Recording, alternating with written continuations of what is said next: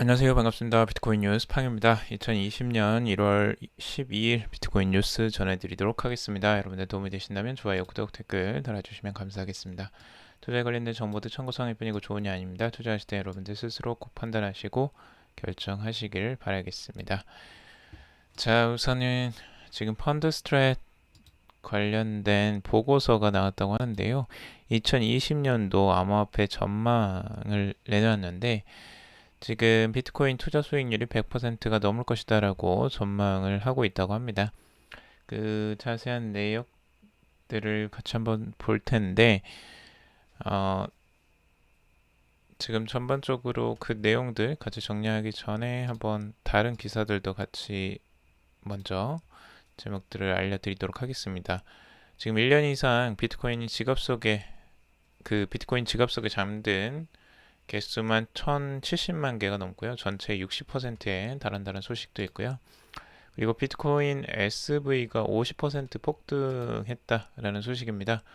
호재성 요소 때문인지 아니면 가격 조작인지 이런 부분에 대한 의문이 나오고 있고, 그리고 미국이 비트코인 유입 1위를 싱가포르에 내줬다라는 소식도 있습니다. 자, 그러면 첫 번째 소식부터 먼저 한번 전해드리도록 할게요. 자, 우선은 미국 투자 리서치 전문 업체인 펀드스트레이트이 2020년 암호화폐 전망 보고서를 통해서 올해 비트코인 투자 수익률은 100% 이상을 기록할 것이다 라고 전망을 했습니다. 지금 최근 보고서에서는 페이스북 암호화폐 리브라에 대한 미 의회 압력과 도널드 트럼프 대통령의 비트코인에 대한 부정적인 발언에도 불구하고 지난해 비트코인 투자 수익률은 92%에 달했다. 그리고 2020년 경제 모델과 사용 사례 측면에서 2019년보다 긍정적이기 때문에 비트코인 투자 수익률은 100%를 넘어설 가능성이 크다라고 전하고 있습니다. 보고서는 올 5월에 진행 예정인 비트코인 반감기는 아직 비트코인 가격에 반영이 되지 않았다. 그래서 반감기 전 5개월간 비트코인 가격은 언제든지 크게 상승할 수 있다라고 분석을 하고 있고, 그리고 반감기에 대해서 다가오는 미국 대통령 선거와 그리고 국제사회의 지정학적 긴장은 비트코인 가격에 긍정적으로 작용할 것이다 라고 분석을 하고 있습니다. 그러니까 지금 이제 반감기는 한 5개월 정도가 이제 남아 있고요. 지금 진짜 얼마 남지 않았죠. 그리고 지금 미국에서 이제 대통령 선거도 있습니다. 올해. 그리고 국제사회가 지금 굉장히 혼란스러운 상황인데 지금 이런 지정학적 긴장 상태가 결국 비트코인 가격에 긍정적으로 작용할 것이다 라고 분석을 하는 내용입니다. 여기서 이제 전망하는 것들이 뭐 여러 가지는 있지만 대체적으로는 조금 그 큰 틀에서 이제 분석을 한 내용들이고 어느 정도 다들 예상하는 부분이기도 합니다. 뭐 특별한 보고서라 보기에는 조금 안타까운 부분도 있고요. 그리고 미국 자사운용사 모건 크리에이트 디지털 에셋의 공동 창업자 제이슨 윌리엄스는 지난해 12월 뉴스 로지컬과의 인터뷰에서 2020년 비트코인 반감기가 시장 가격에 미치는 영향은 거의 없을 것이다 라고 이야기를 하면서 반감기로 인해 비트코인 가격이 상승하지는 않을 가능성이 크다. 사람들이 오랫동안 기다려온 반감기는 시장 가격을 움직이는 요인이 아니다 라고 주장을 하고도 있다고 합니다. 이것에 대한 반대 입장들도 있다라는 거 여러분들이 유념해서 한번 살펴보시고요. 자, 그리고 1년 이상 지갑 속에 잠든 비트코인이 1070만 개로 전체의 60%에 달한다는 소식입니다. 지금 이제 그 비트코인이 이제 거래를 하지 않고 계속 지갑에만 넣고 있는 이 개수가 1000만 개가 넘어갔다라는 건데요. 계속 최고치를 경신을 하고 있습니다. 이걸 이제 호들 전략이라고 하는데요. 호들이라는 게 이제 주요 암호화폐 자산을 팔지 않고 계속 보유하고 있는 전략. 우리나라에서는 뭐 그 존버라고 하죠. 네, 그 전략이 온 거예요. 그래서 이제 호들 전략을 쓰는 투자자들을 이제 호들러라고 부르죠. 근데 지금은 이제 호들할 때다라고 외치는 호들러들이 이제 많아졌거나 적어도 이들이 보관하고 있는 비트코인이 많아진 것이다라고 보고 있습니다. 디지털 에셋 데이터에 따르면 12개월 이상 단 한 번도 거래되지 않은 비트코인은 약 1070만 개에 이르고 현재 채굴돼 유통 중인 전체 비트코인이 약 1814만 개란 걸 고려한다면 전체 비트코인의 약 60%가 지갑 속에 잠들어 있다라는 뜻으로 해석을 하고 있습니다. 반대로 2019년에 거래된 비트코인은 전체 발행량의 40%에 불과하다라는 겁니다. 그만큼 지금 시장에서 거래되는 비트코인이 굉장히 줄어들었다라고 할 수 있고 비트코인 자체를 아예 내다 팔지도 않고 거래를 안 하고 있다는 거예요. 1년 동안. 그래서 이게 이제 어떻게 이제 해석을 하느냐에 따라서 많이 달라질 것 같은데요. 아무래도 이 호들 전략을 택한 이들이 늘어나는 데에는 오늘 5월에 예상되는 비트코인 반감기도 영향을 미쳤을 것이다라고 예상을 하고 있습니다. 비트코인은 이제 4년마다 채굴 보상이 반으로 줄어드는데 총 발행량이 2,100만 개예요. 근데 지금 1,800만 개 정도가 지금 공급이 된 상태이기 때문에 얼마 남지가 않았습니다, 이제. 자, 근데 이 정해놓은 이 부분으로 인해서 인플레이션이 인위적으로 이제 통제가 되고 있죠. 그러나 이제 그 기대만큼 가격이 오르지 않으면 어느 시점에 호들 전략을 벌이는 이들이 나타날 수도 있다라고 지적을 하기도 합니다. 이렇게 되면 자연히 지갑 속에 잠들어 있는 비트코인의 비중도 내려갈 것이다라고 보고 있는데 이 분석들이 또 다른 분석들이 한 가지가 더 있어요. 지금 이제 호들러가 이렇게 늘어난 이유, 그러니까 비트코인의 지갑에 1년 동안 계속 가지고만 있는 사람들이 늘어난 이유가 무엇일까에 대한 분석인데 암호화폐 열풍이 불었던 2017년 말과 2018년 초에 그때 이제 투자를 서둘렀던 사람들이 이제 고점에 잡은 거죠. 그래서 이제 그때 매수했던 분들이 지금 이제 그 비트코인을 팔면 큰 손해를 보는 것이다라고 이제 생각을 해서 어쩔 수 없이 호들러가 됐을 것이다라고 예측을 하기도 하고 있습니다. 그래서 2017년 말, 2018년 초에 비트코인을 샀다면 지금 기준으로는 무척 비싼 값에 비트코인을 산 셈이기 때문에 어쩔 수 없이 들고 있다라고도 분석을 하고 있습니다. 근데 결국에는 이제 비트코인이 장기적으로 계속 성장해 가치가 높아질 것이라고 믿는 이들이 많다라는 뜻이기도 할 거예요. 그래서 그렇게 이제 손해를 본 상태에서 보통은 이제 개인 투자 같은 경우는 많이들 이제 그 매도를 하는 경우가 더 많고요. 근데 이제 그걸 버티고 지킨다라는 부분들도 조금 그 의외의 우회성이기도 하죠. 자, 그리고 비트코인의 가격 차트로 바라볼 건데요. 지금 비트코인의 가격은 8,024달러 선에 머물러 있습니다. 지금 가격이 급등하는 양상이 나왔다가 지금 8,400달러에서 저항을 맞고 다시 한번 7,600달러 선까지 이제 7,700달러 선까지 찍어주고 다시 반등이 나왔습니다. 그리고 그 반등이 8,200달러 선에서 잠깐 이제 멈춰 있는 상태인데요. 지금 가격은 아무래도 이제 방향성을 아직 명확하게 잡지는 않은 상황이고 다행히도 그래도 위쪽에서 지금 머물러 있는 상태는 긍정적이라고 바라볼 수가 있습니다. 지금 상승하는 폭에서 지금 절반을 뚝 자르자면 지금 절반 위쪽에서 지금 그 상단에서 머물러 있다라는 부분들입니다. 이 부분을 어느 정도 긍정적으로 바라볼 수 있다. 라고는 지금 단기적으로는 볼 수가 있을 것 같고요. 우선 7,800달러 선을 지지를 받고 있다라는 부분들은 아직까지 안정적으로 비트코인 가격이 유지가 되고 있다라고 볼 수가 있습니다. 이 가격대를 어떻게 이제 유지를 하고 이 가격 위쪽으로 지금 8,400달러를 다시 뚫고 올라가는 힘을 여기에서 축적을 하고 갈 것인지 아니면 7,800달러 선, 이 지지선을 다시 한번 테스트를 할지 거기에 대한 이제 기로에 서 있다라고 볼 수가 있을 겁니다. 자, 그리고 일봉으로 비트코인을 바라봤을 때에는요, 아주 중요한 지금 이제 100일 이동평균선 위쪽에서 지금 머물러 있습니다. 지금 위쪽에 저항선으로 지금 작용했던 과거의 저항선과 지지선으로 작용했던 이 100일 이동평균선이 여기에서 다행히도 지지를 받고 있다라는 부분입니다. 그래서 이 아래쪽으로 잠깐 떨어지는 듯 하더니 다시 위쪽으로 올라와서 이 위쪽에서 잠깐 안정적으로 머물러 있다는 부분들 긍정적이라고 할 수가 있겠죠. 이쪽에서는 뚫고 올라가다가 계속 이 저항을 몇 번을 맞고 다시 이렇게 하락하는 약한 흐름들을 보여주었는데 여기선 다행히도 지금 강하게 뚫고 두 번이나 이렇게 뚫고 올라온 상태에서 위쪽에 머물러 있다라는 부분들 긍정적이라고 바라볼 수가 있습니다.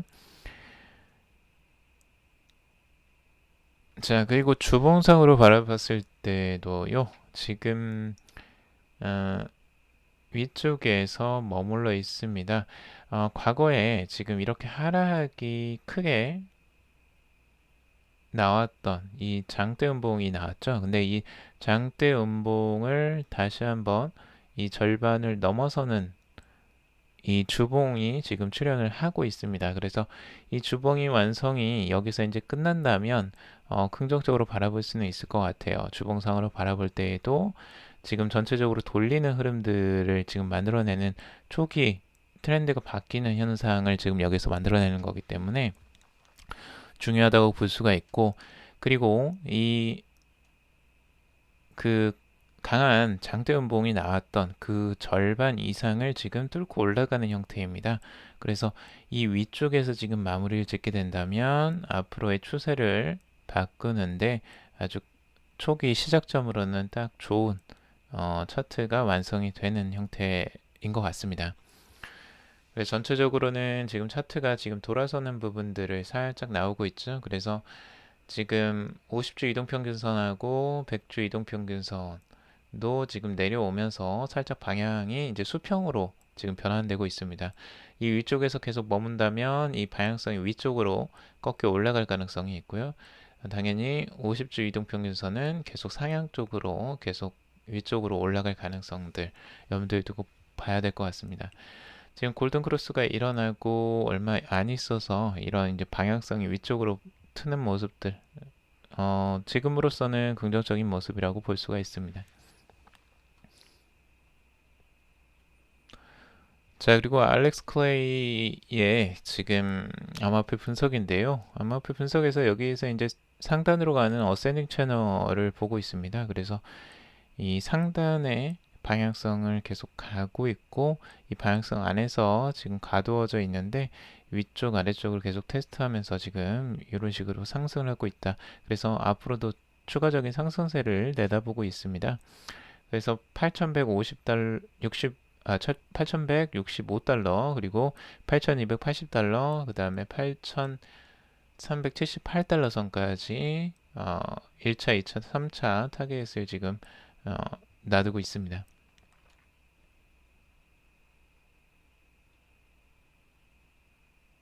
그리고 만약에 여기서 이제 떨어지게 된다면 이 채널의 이 하단부를 꺾어져 다시 내려간다면 7,900달러 선 그리고 7,760달러 선까지도 내다볼 수 있다라고 분석을 하고 있습니다. 자, 그리고 비트코인 SV 50%가 폭등했다라는 소식입니다. 이게 호재성 뉴스 때문인지 아니면 가격 조작인지에 대해서 이 기사가 나왔는데요. 지금 다른 알트코인들보다 월등하게 지금 갑자기 급등세가 나왔어요. 그래서 50% 이상 폭등이 단기적으로 나왔기 때문에 이 부분을 굉장히 의아하게 바라보고 있는데요. 여기에 대한 이유를 지금 이제 두 가지로 바라보고 있는 것 같습니다. 자, 비트코인 SV는 결국에는 이제 비트코인 캐시에서 하드포크 되어서 이제 떨어져 나온 코인이죠. 근데 여기에 이제 주요 인물이 한 명이 있죠. 이 엔체인 수석 엔지니어인 크레이그 라이트입니다. 이 사람은 자기가 비트코인의 창시자라고 주장하는 자기가 사토시 나카모토라고 주장을 하는 그 사람입니다. 이 사람의 말은 굉장히 좀 다들 신빙성이 없게 생각을 많이들 하고 있는데요. 지금 최근에 또 다른 어떤 일을 벌였어요. 지금 플로리다주 지방법원에 428건의 문건을 제출했다고 합니다. 이 중 한 건이 이 튤립 트러스트 3 관련된 내용을 담고 있다고 하는데요. 미디어에 따르면 크레이그 라이트는 이를 기밀 문서로 다루기를 원했다라고 이야기를 하고 있습니다. 그럼 이 튤립 트러스트라는 게 도대체 뭐냐? 이 튤립 트러스트라는 거는 일종의 신탁 기금 관련 문서인데요. 이 110만 BTC를 자산으로 보유하고 있다고 합니다. 이 신탁 기금에서 이렇게 되면 이 110만 BTC를 보유한 정도면 거의 뭐 비트코인 창시자급이라고 지금 예상을 하고 있어요.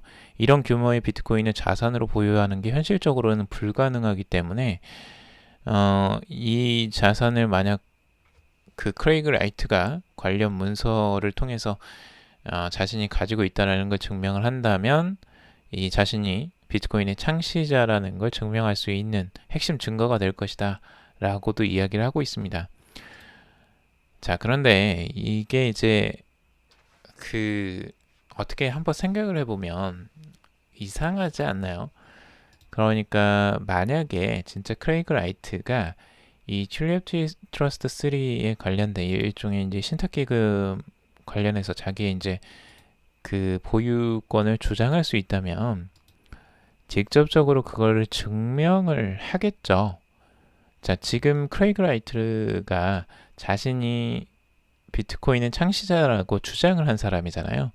자, 그러니까 이분은 사토시 나카모토라고 자신을 계속 주장을 하고 있는 사람이에요. 자, 그런데 그 증거를 자신이 공개적으로 분명히 낼 수 있는 사람이면 그리고 그걸 가지고 있다고 하면 이렇게 비밀적으로 계속 그 말을 만들어내는 일을 할까 하는 부분이죠. 자, 진짜라면 자신이 행동으로 증거를 당연히 보여줬겠죠. 근데 진짜가 아니기 때문에 계속 무언가 냄새를 풍기고 향기를 풍기고 무언가 관련된 것들을 만들어내지 않나 라는 개인적인 생각이 좀 들긴 합니다.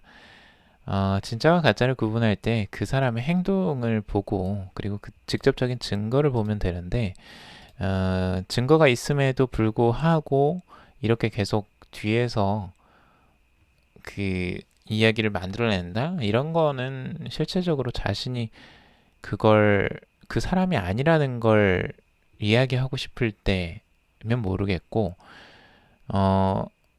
그리고 이걸 이제 숨길 수가 없죠. 당연히 자기가 그 사람이라고 주장을 한다면 숨길 이유도 없고요. 그래서 이 부분은 좀 말이 안 되는 부분인 것 같아요. 그래서 여기에 대한 또 말을 또 무성하게 만들어내는 이 상황인 것 같습니다. 이 크레이그 라이트라는 사람은. 그리고 이 블룸버그 같은 경우 이 블록체인 데이터 제공업체인 토큰 애널리스트의 공동 창업자인 시드 셰카르를 인용해서 비트코인 SV의 급등세는 크레이그 라이트가 법원에 더 많은 서류를 제출했다라는 긍정적인 뉴스에 대한 진정한 시장 반응이라기보다는 조작된 가격 펌핑처럼 보인다 라면서 투자 주의를 주문했다고 합니다. 저도 여러분들이 좀 주의를 요한다라고 보고 싶어요. 이 비트코인 SV에 대해서는 아무래도 많이 더 주의를 요하는 이 코인이 아닐까라는 생각이 듭니다. 워낙 조작이 심하고 이 가격 급등성이 높습니다. 그리고 크레이그 라이트라는 이 사람 자체가 좀 신뢰성이 안 가요. 지금 이 시장에서. 그래서 이 부분을 좀 조심했으면 좋겠습니다. 특별히 더 조심했으면 좋겠어요. 이분은. 그래서 여러분들에게 꼭 공부를 한번 해보시고 정말 신뢰가 가는 부분들인지 확인을 하시고 투자를 하시더라도 투자를 하기를 좀 바랍니다.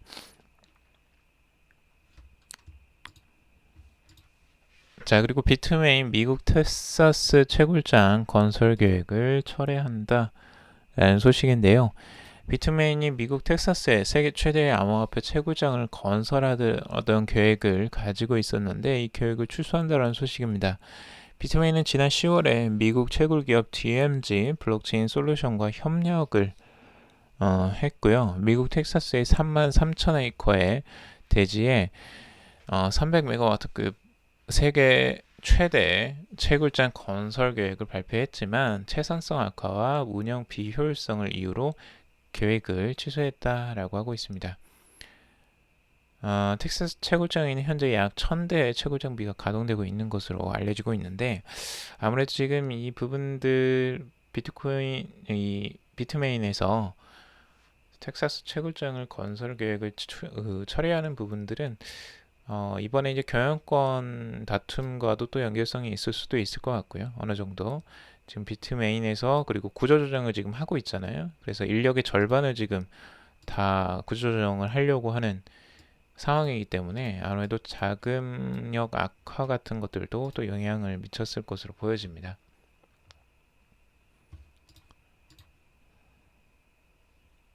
자, 그리고 미 일리노이주 블록체인 기록 법적 효력을 인정한다라는 소식입니다. 지금 스마트 컨트랙트와 블록체인 기록을 법률 행위로 인정하는 미국 일리노이주의 블록체인 기술법이 올해 1월 1일부터 시행에 들어갔다라고 9일 코인데스크가 보도를 했습니다. 케이스 윌러 공화당 의원이 발의한 해당 법률은 그 블록체인상의 계약이 법정에서 증거로 채택이 될 수 있다라고 이야기를 하고 있습니다. 그리고 서류상의 기록과 동일한 법적 구속력을 가진다라고 인정을 하고 있습니다. 이 블록체인 기술법은 스마트 컨트랙트, 기록, 서명이 블록체인에서 생성, 저장, 검증됐다는 이유만으로 법정 효력이나 시행성을 부정할 수는 없다라고 설명을 하고 있습니다. 결국에는 이 블록체인 계약 사항도 이 법적 증거가 될 수 있다라는 부분입니다. 그만큼 이 블록체인을 이제 신뢰를 한다라는 거겠죠. 법으로도 인정을 받는 부분이고요. 앞으로의 블록체인은 이제 법적으로 인정받는 수준으로 격상될 가능성이 높습니다. 이만큼 신뢰를 주는 기술이 없거든요.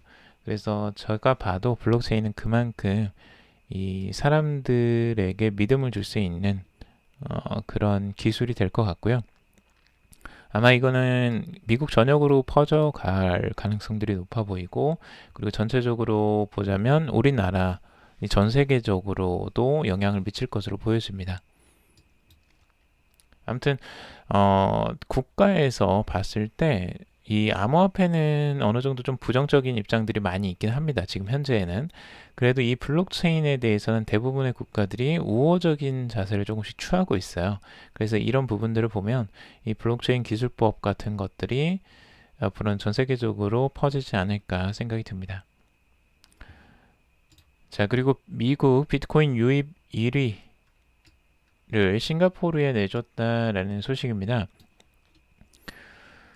지난 2019년에 달러 환산 비트코인 유입 규모 1위 자리가 2013년 이래 처음으로 미국에서 싱가포르로 넘어갔다라고 하고 있습니다. 분석 사이트인 크리스탈 블록체인에 따르면 2019년 12월 5일 현재 전 세계의 사용자들이 싱가포르로 보낸 비트코인의 액수는 85억 8천만 달러에 이른다라고 하고 있습니다. 작년에 싱가포르의 사용자들이 비트코인을 통해 수령한 달러 규모가 세계 어느 나라보다도 많았던 것으로 지금 보고 있고요.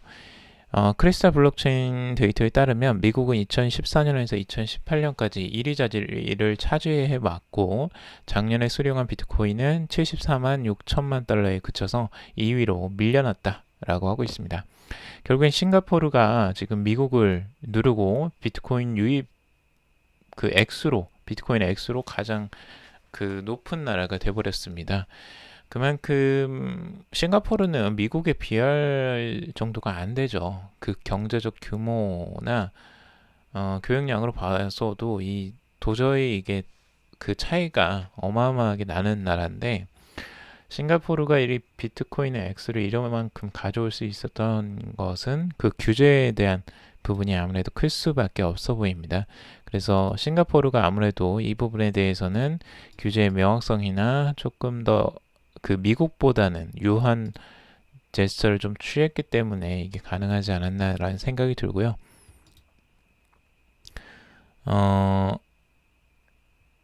지금 작년에 비트코인을 통해서 가장 많은 돈을 송금한 나라는 또 싱가포르가 아니고 아프리카의 이제 섬나라 이 세이셸이라는 이 곳이 지금 1위라고 합니다. 그러니까 송금액이 가장 많은 나라는 또 세이셸이라는 곳이에요. 그러니까 여기 싱가포르는 이 비트코인 X를 유입이 가장 많은 나라고요. 자, 세이셸이 한 100억 7천만 달러에 상당하는 비트코인을 송금을 했다고 합니다. 전체 거래량에서는 2위를 차지했다라고 하고 있고요. 그리고 미국은 비트코인 거래량에서 3위를 차지했다라고 하고 있습니다. 그래서 미국이 5년 동안 연속 1위를 해왔던 것에 비하면 그 위세가 많이 떨어진 것으로 지금 볼 수가 있는데요.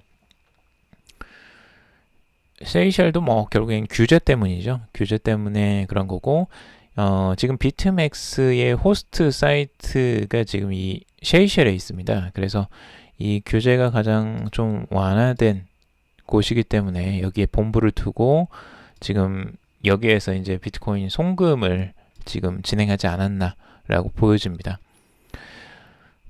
그리고 미국이 지금 이렇게 이제 1위에서 2위, 3위로 이렇게 밀려나게 된 이유는 결국에는 그 엄격하기로 악명이 높은 이 규제 때문으로 지금 보고 있습니다. 지금 EU와 미국에서 다 이 규제를 엄격하게 지금 가하고 있는데 여기에 대해서 지금 반대로 그래서 이제 그 싱가포르로 그 비트코인이 넘어가는 것으로 지금 보고 있습니다. 지금 그리고 롱해시가 작년 암호화폐 프로젝트 사망률이 전년보다 20%가 감소했다라고 하고 있습니다. 전체적으로 시장의 분석을 업체인 롱해시가 봤을 때 최근 보고서에서 그 암호화폐 프로젝트 수가 518건, 그러니까 2019년도에 사망한 암호화폐 프로젝트가 518건으로 2018년도 647건보다 20%가 줄었다라고 하고 있습니다.